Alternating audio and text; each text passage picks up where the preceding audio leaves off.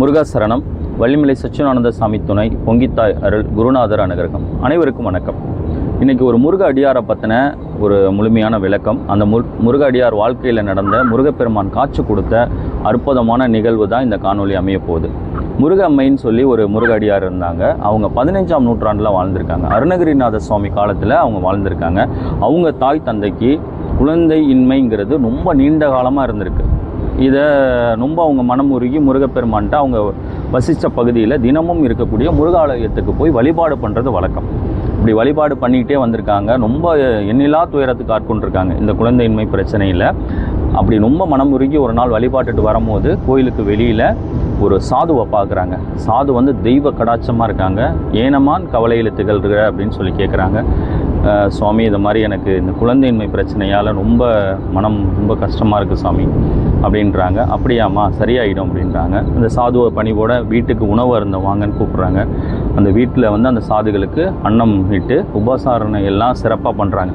அந்த சாது அவங்களோட நிலைமையை புரிஞ்சுக்கிட்டு அந்த முருகம்மையோட தாய்க்கு ஷடாட்சர மந்திர உபதேசம் கொடுக்குறாங்க. ஷடாட்சர மந்திரத்தை தினமும் நீங்கள் பாராயணம் பண்ணுங்க அப்படின்னு சொல்கிறாங்க. ரொம்ப உகந்ததாக சொல்கிறது செவ்வாய்க்கிழமை, சஷ்டி, கிருத்திகை, இந்த நாட்களில், விசாகம் போன்ற நாட்களில், முருகருக்கு உகந்த நாளில் நீங்கள் அதை அதிகப்படுத்தி இந்த ஷடாட்சர மந்திரத்தை நீங்கள் பாராயணம் பண்ணுமா, 15 மாதத்தில் உனக்கு தெய்வ குழந்தை பாவிக்கும் அப்படின்னு சொல்கிறார். அதே மாதிரி அந்த அம்மாவும் ரொம்ப அந்த சாது சொன்ன நம்பிக்கையின்படி ரொம்ப பற்றிக்கிறாங்க. அந்த மந்திரத்தை, ஷடாட்சர மந்திரத்தை தினமும் சொல்கிறாங்க. சாமி சொன்ன மாதிரி அவங்க வந்து 15 மாதத்துக்குள்ளேயே அவங்களுக்கு குழந்தை, ஒரு பெண் குழந்தை, அழகான பெண் குழந்தை, தெய்வ கடாட்சத்தோட வள்ளித்தாய் போல் ஒரு குழந்தை பிறக்குது. அந்த குழந்தைக்கு முருக அம்மைன்னு பேர் வைக்கிறாங்க. இந்த குழந்தை வந்து தெய்வ அனுகிரகத்திலே இருக்குது. அதோட செயல்கள் அனைத்துமே தெய்வத்தை ஒற்றியே போகுது. தினமும் அது முருகா முருகா முருகான்னு தான் சொல்லுது. அதே மாதிரி தாய் சொன்னபடியே அந்த முருக மந்திரங்களை எல்லாம் உபாசனை பண்ணி அல்லது திருமணம் பந்தம் ஏற்படக்கூடிய சூழல் வந்துடுது.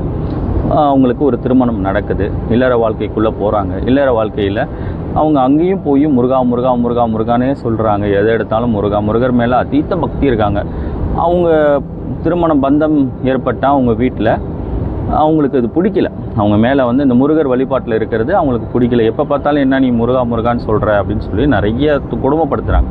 இதெல்லாம் தாங்கிட்டு அவங்க எதை பற்றியும் கவலைப்படாமல் நீங்கள் பண்ணுறதை பண்ணுங்கள், நான் முருக வழிபாட்டை, முருகரை என் உயிர் மூச்சாக பாவிக்கிறேன், அதற்காக நான் எந்த சூழலையும் சந்திக்க தயார் அப்படிங்கிறத உணர்ந்து அவங்க அந்த முருகர் வழிபாட்டில் ரொம்ப தீவிரமாக இருக்காங்க. இது ஒரு காலகட்டம் அப்படியே நாட்கள் கடந்து போகுது. கணவன் வந்து அந்த முருகம்மையோட கணவர் வந்து வெளிநாடு போக வேண்டிய ஒரு சூழல். அவங்க கொஞ்சம் மனம் உடைஞ்சிருக்காங்க.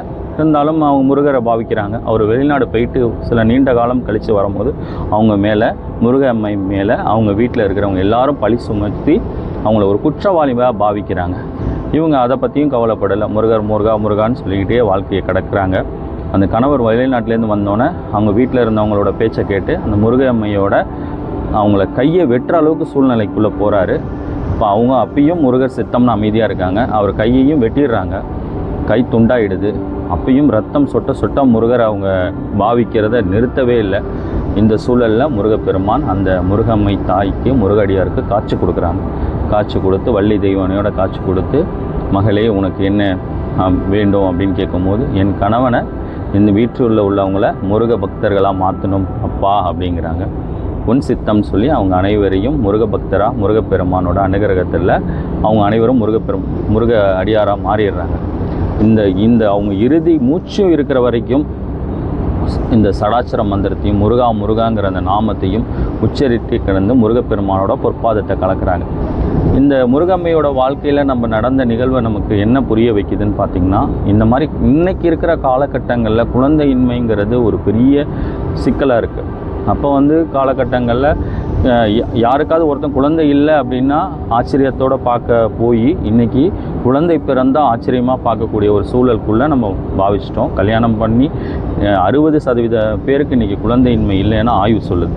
இப்போ இந்த முருக வழிபாட்டில் இந்த ஷடாட்சர மந்திரத்தை நீங்கள் இந்த நல்ல நாளில், செவ்வாய்க்கிழமை, கார்த்திகை, சஷ்டி, விசாகம் போன்ற நாட்களில் நீங்கள் இதை ரொம்ப தீவிரப்படுத்தி ஒரு 1008 தடவைக்கு மேலே உச்சரிச்சுட்டு வந்தீங்கன்னா, தினமும் நித்திய பாராயணத்தில் ஒரு 108 தடவை நீங்கள் இந்த சடாட்சர மந்திரத்தை உபதேசிச்சிங்கன்னா, அந்த மகான் சொல்வது போல் நீங்கள் குழந்தையின்மை இல்லாதவங்களுக்கு 15 மாதத்துக்குள்ளே கண்டிப்பாக குழந்தை பிறக்கும். இதுதான் இந்த நிகழ்வு, இந்த காணொளி நமக்கு உணர்த்துது.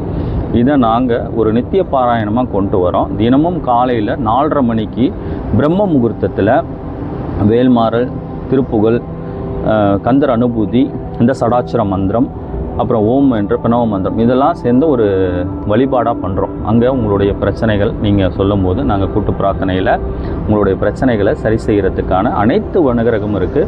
குழந்தையின்மை இல்லாதவங்க ஒரு 15 மாதங்களில் குழந்தை பேர் பெறுறதுக்கு முருகப்பெருமானோட இந்த சடாட்சர மந்திரம் மிகப்பெரிய அருமருந்து. பற்றி கொள்ளுங்கள். முருகப்பெருமானை விட்டால் இன்றைக்கி நமக்கு எந்த சூழ்நிலையிலையும் நம்மளை காப்பாற்றுறதுக்கு வழிகள் ரொம்ப கம்மியாக இருக்குது. அதனால் இறையருள் மட்டுமே நம்மளை ஒரு நல்ல நிலைக்கு, நல்ல வாழ்க்கைக்கு, நல்ல ஒரு அனுகிரகம் உள்ள சூழலுக்குள்ளே கொண்டு வரும். அதனால் இந்த இறையருளை பற்றி கொள்ளுங்கள். உங்களுடைய வாழ்க்கை சுபிட்சமாக அமையும். முருகப்பெருமானோட அனுகிரகத்துக்குள்ளே நீங்கள் பாவிக்கலாம். முருகர் புகழ் ஓங்குக. முருகா சரணம். உங்கள் அனைவருக்கும் நல்லதே நடக்கும். நம்புவோம். முருகர் பெருமானோட அனுகிரகம் பரிபூர்ணமாக எல்லாருக்கும் கிடைக்கட்டும். இந்த காணொலியை, இந்த தகவலை உங்களோட சொல்லினதில் எனக்கு ரொம்ப மகிழ்ச்சி. மீண்டும் ஒரு நல்ல காணொலியோடு உங்களை சந்திக்கிறேன். நன்றி. முருகா சரணம்.